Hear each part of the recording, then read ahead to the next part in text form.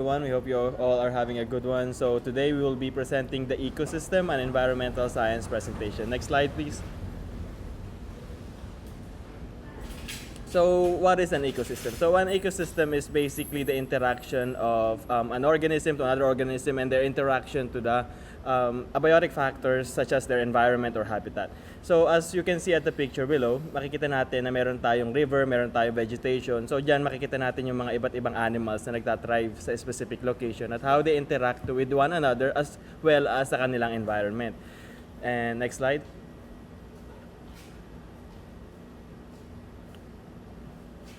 Miss Cristel. Okay, so tropical rainforest. Ang tropical rainforest, isa siyang type of ecosystem and ang napili namin is tropical rainforest since nasa Philippines tayo and ang tropical rainforest kasi ay isang warm humid forest near the equator with high rainfall and rich biodiversity. So, since nasa Pilipinas na tayo, bakit lalayo pa tayo? So, syempre, ang pinili namin is tropical rainforest. Next slide po.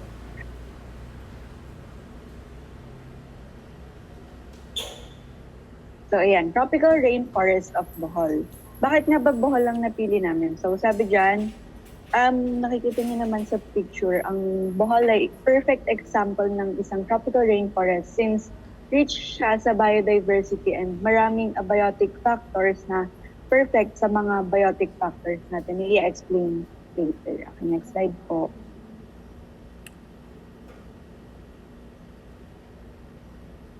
So, dito naman tayo. So, ang fauna and flora, explain ko muna yung fauna. Fauna, ito yung mga hayop na kapaligid sa atin. Isa na rin tayo doon. Mga alagang aso, pusa, insekto, lahat yon. And dito naman tayo sa flora. Lumabas ka, makakita ka ng mga puno, bulaklak, or halaman, kahit ano man yan. That's called flora. In summary, ang fauna is ang mga hayop, then ang flora naman is mga halaman. Next slide, please.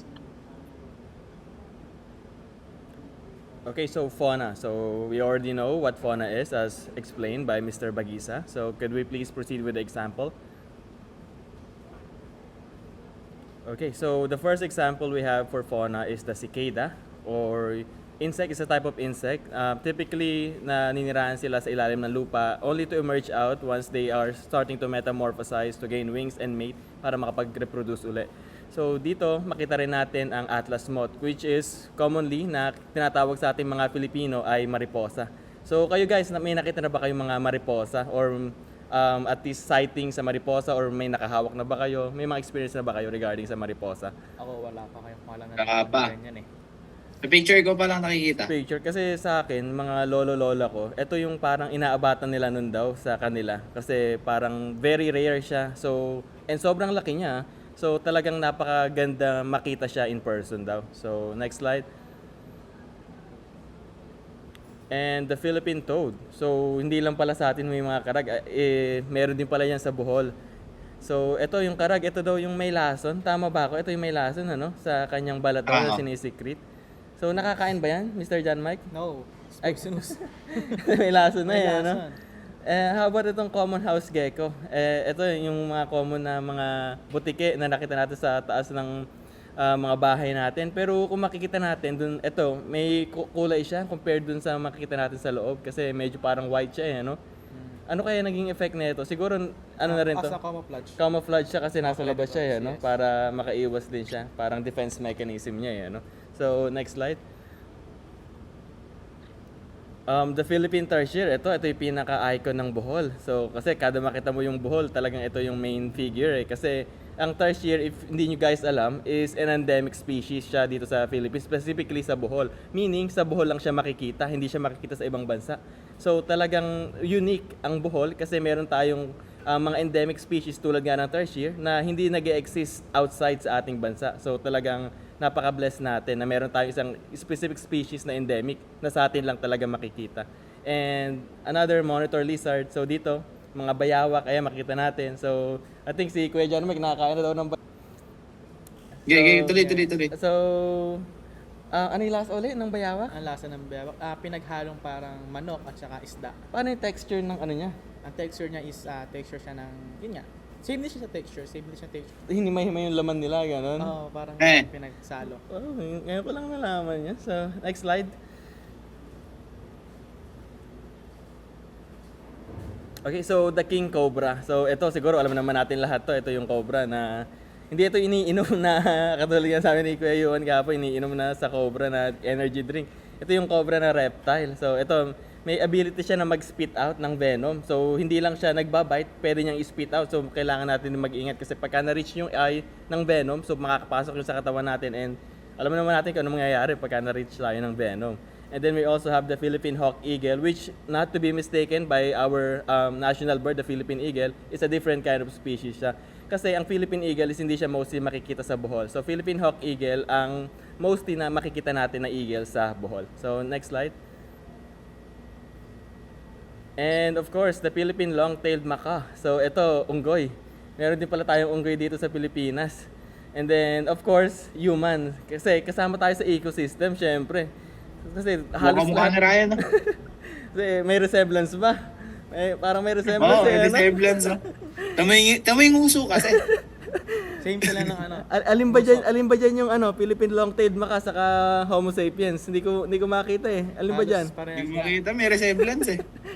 So, ito kasi human, parang major factor na siya rin sa ecosystem kasi halos lahat naman na halos very populated na tayo eh. Nagkakaroon ng species dominance.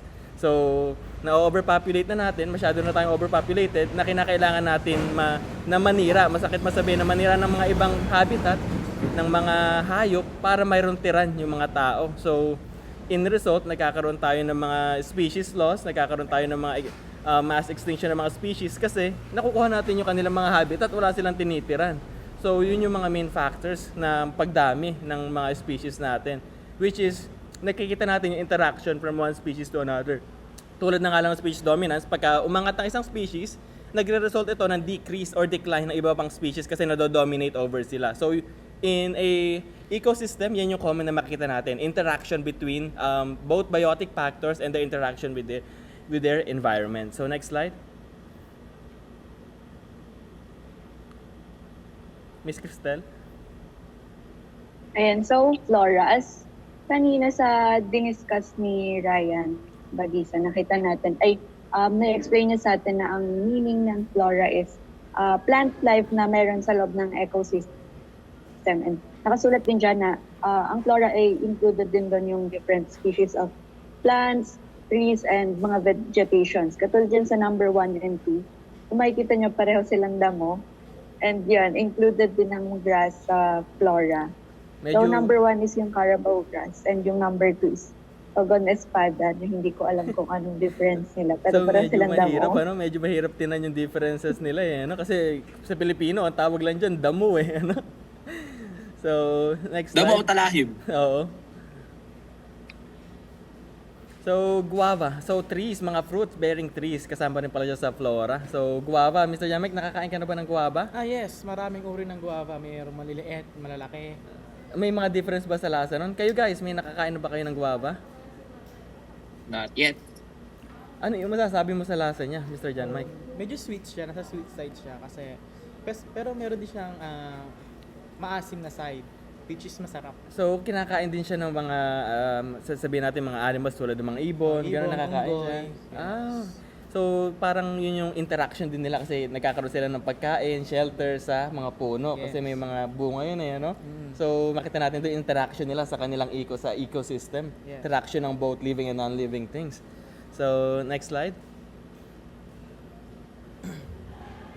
So, ito, banana and coconut palm. So, ito, napaka-common na sa atin to. Halos pagka tumingin ka sa may isang lugar, meron ng mga puno ng mga saging, puno ng buko, or coconut palm. So, I think sa Laur, Mr. John, di ba sa Laur ka? Yes, marami actually mga buko doon, which is ginagamit ng mga bata, ng mga hayop doon as a pampalipas ng uhaw. Oh, and na-mention mo din sa akin na hindi lang siya basta sa pagkain din nagagamit eh, di ba? Yes. Saan pa siya pwedeng gamitin? Actually, yung leaves ng buko, nagagamit siya as a lilem. Ginagawa nilang tawag doon. Yung parang pangsapin Yero. yun eh. Oh, yero, gano'n sa kanilang mga bubungan, ano? Yes. Lalo na sa mga indigenous tribes natin. So, Going back din sa may buko, I heard yung kanyang water sa loob is very nutritious din. There's a lot of electrolytes na contained dyan. Tulad, it's very high in potassium. So, sa tingin ko, ito nga talagang pamatid-uhaw talaga sa mga tao dyan, especially sa mga walang access sa mga high electrolyte, tulad ng mga Gatorade or mga Pocari Sweat, mga Usually, mas ginagamit siya ng mga nasa physical work oo, na trabaho. kasi napapawid Totoo. talaga yung pagod nila, Pagod no? tsaka uhaw nila. So, next Bukod sa hydrated ka na, nagkaka-nutrients ka pa. Busog ka pa sa laman ng Lakas nun. ang ganda. Malakas pala buko. Especially yung kanyang water. So, next slide. Kaya guys, magbuko na kayo ha. Huwag kayong magsa-soft drinks. Yan ang pinaka-healthy Buko drink sa juice na lahat. lang, ano? mas mura Oo. pa. So, the Nara tree, ito naman yung ating pambansang puno. So, Mr. Jamek, alam mo ba kung ano yung dito sa Nara tree? O kayo guys, may alam ba kayo tungkol sa Nara? Other than ginagamit siya as main source ng mga ating mga furniture, mga upuan, mga stilya, ganyan. May iba pa bang uses ang Nara tree? Actually, ang Nara tree na pwede mo siyang gawing coal, na number 1 siyang ginagamit ng mga farmers. Pwede rin pala siyang gamitin. Mas mabilis kasi siyang masunog. Mas mabilis siyang masunog, pero matagal yung kanyang duration na paggamit. Halimbawa, uling na siya compared sa mga ibang puno na mabilis maubos yung coal, ano? Kasi sturdy talaga yung pinaka wood ng Nara. And then Mulabi tree, ito medyo bago sa akin to, Mulabi tree. Kasi parang ngayon ko pa lang ito narinig. May nakakaalam ba sa inyo kung ano yung Mulabi tree? Parang ngayon yun. Pero di ko alam. Para sa akin kasi, sa plaza namin dito, parang ganyan din siya mismo sa Molabe Tree. Oo. So, I think ang pinaka main benefits niya dahil sobrang taas niya, nagpo-provide siya ng shade, para kung sakaling umuulan or sobrang init, hindi naiinitan yung mga sabihin natin mga animals or mga nag-exist dito sa specific ecosystem na yan. So, talagang nakakatulong siya to preserve the humidity and mabalance yung temperature ng environment para mag-thrive yung mga life forms, di ba? So, next slide. So, of course, meron din tayo ditong mga fungi, so mga mushroom. So, I think meron silang key contribution specifically as a decomposition, specifically sa decomposition, kasi decomposer sila di ba?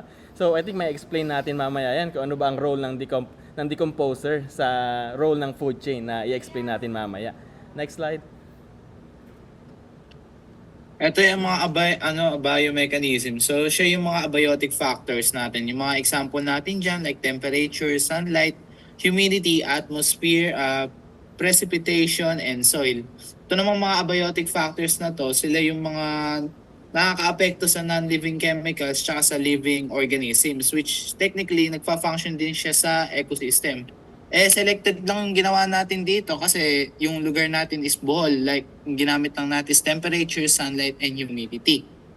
So, ito yung mga And sa factors Bohol ba na, Rainforest nagbabalance kung magta-thrive ba ang isang life form o hindi? Ganun ba yan? Yes, sila yung nagbabalance. Parang sila yung nagpapaperpekto para sa mga nabubuhay na animal sa halaman. Kasi pagka tumaas yung isa, magre-range din kasi ganun, dito. pwedeng magkaroon ng effect sa mga animals. Ganun ba yun?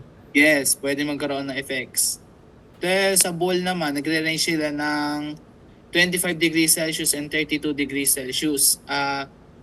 Dahil sa rainforest na to, sila may mataas na humidity because of its temperature. Like kagaya nga na sinabi ko na iba-iba, may onting pagkakaiba-iba kasi pina-perfect nila to para sa halaman tsaka sa animals na nabubuhay dito. Kaya pansin nyo, marami nabubuhay na animals dyan, ang mga hayop katulad ni Ryan. Ay, charot.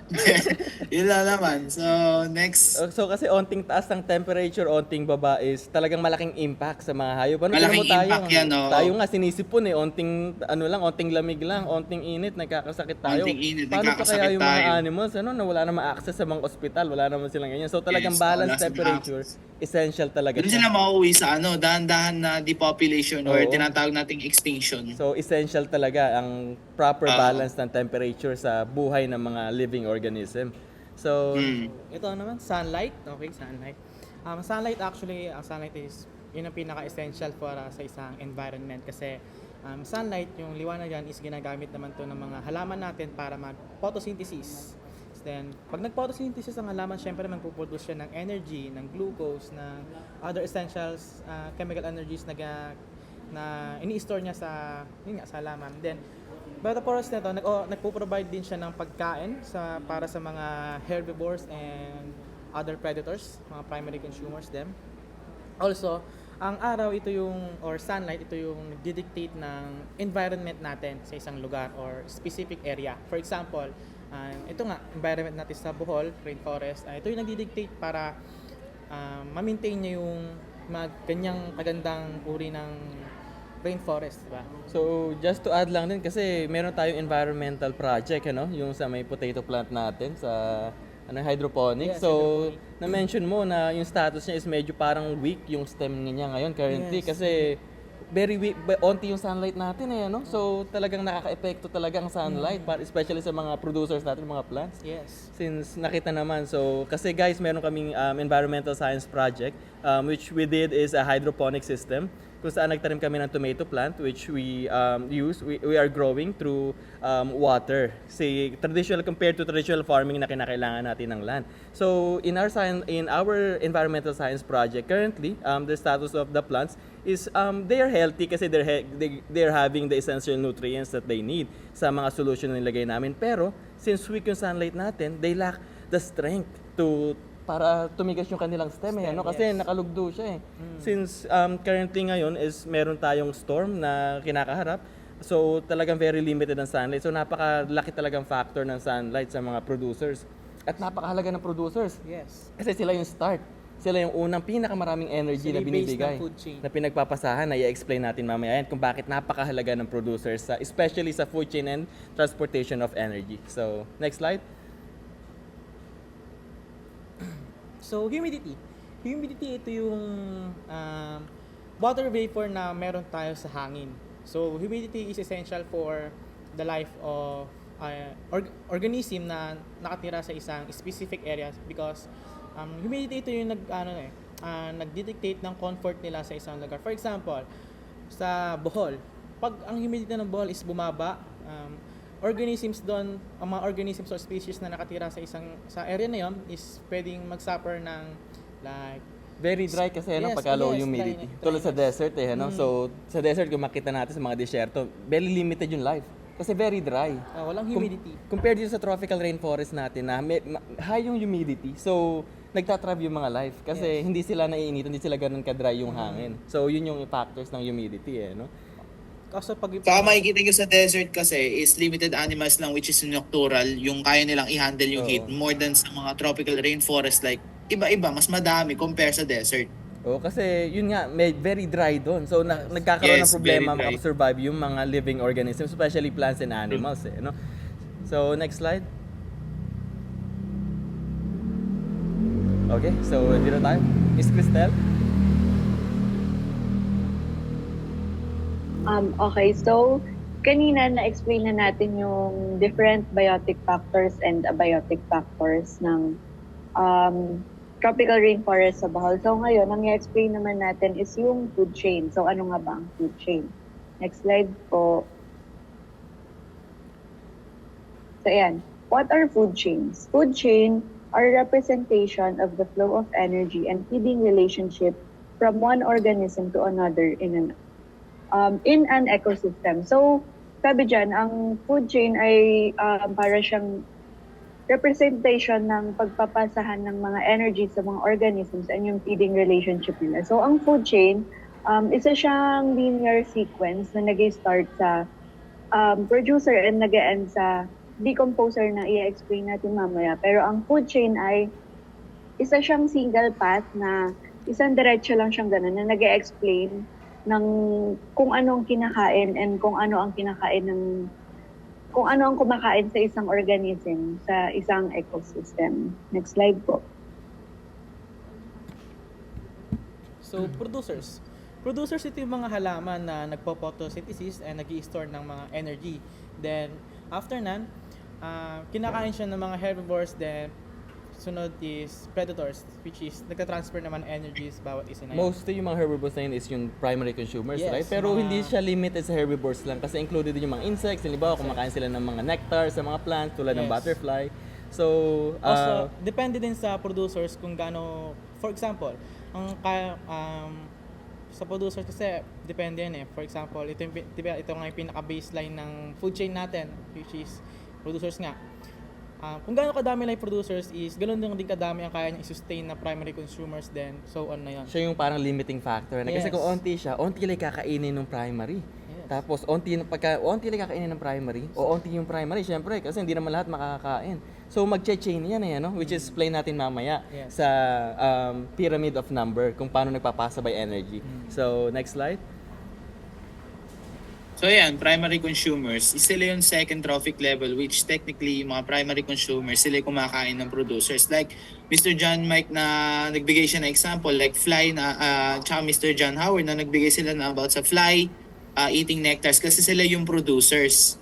Diba? Kung without producers, wala tayong primary consumers. Like they said, na dahan-dahan makaka-apekto yan without the producers. Diba? Producers is highly one of the needs of the consumers. So next naman natin is secondary consumers. This is the third trophic level which technically sila yung nag-feed off sa primary consumers. Like yung halimbawa tertiary, sila yung kumakain ng insects which is yung ating primary consumers. So next naman natin is tertiary consumers. Sila naman yung fourth trophic level which technically sila naman yung kumakain ng iba't ibang animals. It's either carnivore or herbivore. Kasi dito sila kumukuha ng nutrients para sa kanila. So hindi sila nagbe-base kung ano yung kinakain nila o what technically ano yung background. Halimbawa sila yung kumakain ng ganito, ganyan. Sila yung typically kahit kainin nila. Like for like tayong mga tao na dapat iba-iba yung kinakain natin, di ba? Like gulay, ganito, ganyan. Sila naman parang ganun din. So, kasi sila yung Nagbe-base sila sa pinakamalaki, animal kasi no? doon sila kumukuha ng nutrients. Ha? Sila yung pinakamalaki, kaya kaya nilang Yes, kainin sila yung yung mga pinakamalaki, below oo. sa kanila. Yes. So, syempre, darating tayo sa dulo, which is, pagdating natin sa dulo, wala nang kakain pagka wala nang kumain. Kasi sila na yung pinakamalaki, wala na silang predator eh. So, eventually, mamamatay yan. So, dito na tayo, decomposers, pinag-uusapan natin kanina. Yes. Mr. John Mike, could you please explain? Decomposer, ito yung nagbe-breakdown ng mga dead organism. Ito small matter. Ito yung nagre-recycle ng mga nutrients sila kabalik sa lupa. One of the examples ng mga decomposers is fungi, mga mushrooms, ants, and earthworms. So, important sila kasi kung magle-left out lang yung mga namatay na hayop, di ba Mag-i-stack magbi-build sila, up yung magbi-build up ammonia, sila, no? yes. So, masama yun kung madami kasi very toxic sa mga Panira siya sa living isang organism. ecosystem. So, andyan sila para i-decompose yun at yung mga residual energy na natira, pwede nilang i-recycle, ibalik sa lupa para eventually bumalik ulit tayo sa mga producers, sa mga producers para iulit-uli yung chain. Ganun ba yun? Okay, so next slide. Okay. So, a Food food web. Okay, so ayan, yung food web, since na-explain na natin kanina yung food chain, ang food web, it is made up of multiple food chains and pinapakita dito kung paano nag-interact yung different food chains and different organisms sa isa't isa. Kanina, di ba, in-explain natin na yung food chain ay isang, lang siya, single path, parang linear sequence lang siya.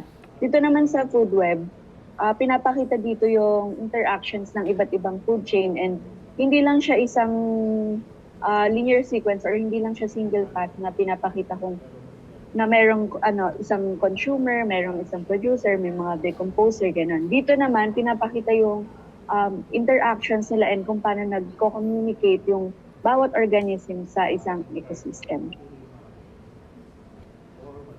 Okay, so dito tayo sa pyramid of numbers. So dito explain na natin yung paano yung passing ng energy. So makita natin sa ang pinaka main source talaga natin ng energy is the sun. So ganun ka-vital ang sun para sa buhay, para sa pagpasa ng energy. So dito makita natin sa pinaka base ng triangle, base ng pyramid of numbers is yung producers. And if i-compare natin yung dami nila, starting from the lowest to the highest is napakadami nung nasa base kasi sila yung pinaka merong highest form of energy na pinapasa nila sa secondary consumer. So, while nagpapasa yan is nagdi-decrease ang energy natin. Meron tayong rules of entropy nga sinatawag. So dito, pag nakain na or halimbawa na-devour na ng producers, na-devour na ang producers ng primary consumer is merong napapasa nilang energy ay mababawasan na. The same goes with secondary up to tertiary. So paunti ang energy na napapasa. So hanggang sa ma-reach na natin yung end na pinaka-onting energy is namatay na yung tertiary consumer, which is marirecycle na siya uli ng ating mga decomposer para maibalik uli siya sa earth para again later absorb ng ating mga producers. So yun ang halaga.